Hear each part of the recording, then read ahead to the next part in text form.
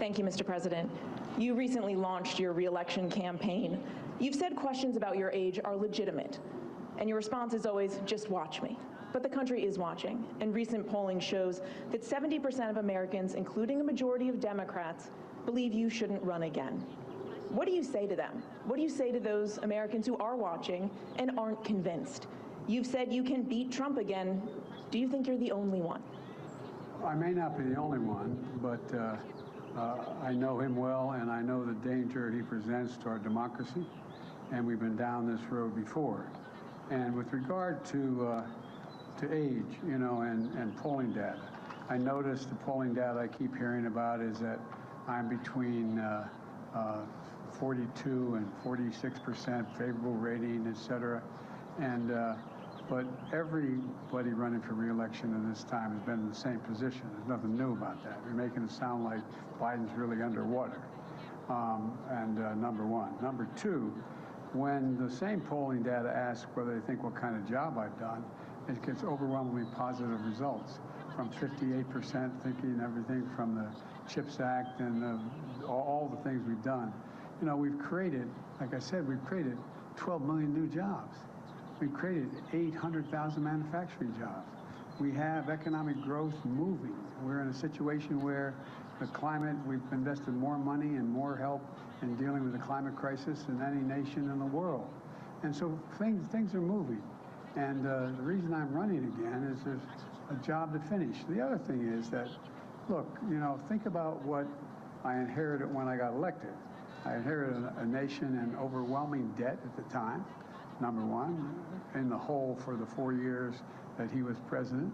I inherited a nation that had a serious loss of credibility around the world as America first. And, you know, the first meeting I attended the G7, I said, America's back. And one of the world leaders looked and said, for how long? For how long? There's a great concern about the United States being able to lead the free world. And we're doing that again. And those same polls you look at, you take a look at the polls, they're saying whether I pull together NATO and the European Union as well as Asian partners, I think we have. But there's more to do. And with regard to age, I can't even say, I guess how old I am, I can't even say the number. It doesn't register with me. And but the only thing I can say is that one of the things that people are going to find out, they're going to see a race, and they're going to judge whether or not I have it or don't have it. I respect them taking a hard look at it. I take a hard look at it as well. I took a hard look at it before I decided to run. And I feel good. I feel excited about the prospects. And I think we're on the verge of really turning the corner in a way we haven't in a long time. I know you're tired of hearing me say we're at an inflection point, but we really are. What happens in the next 2, 3, 4 years is going to determine what the next 3, 4 decades look like. And I have never been more optimistic in my life about the possibilities of the United States. To be clear, though, you just said, I know him well. Did Donald Trump's decision to run affect yours? Would you be running if he wasn't? Yeah, I think I still would be running if he wasn't. I do know him well. He's not hard to know, as you know. You know him well, too. The question is whether or not, look, there's more to finish the job.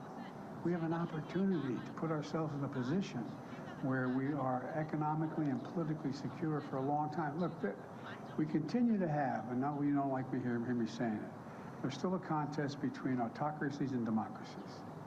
And we're the leading democracy in the world.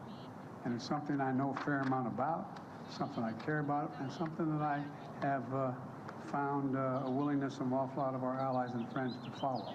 So I think that, you know, we have to finish the job, nail it down.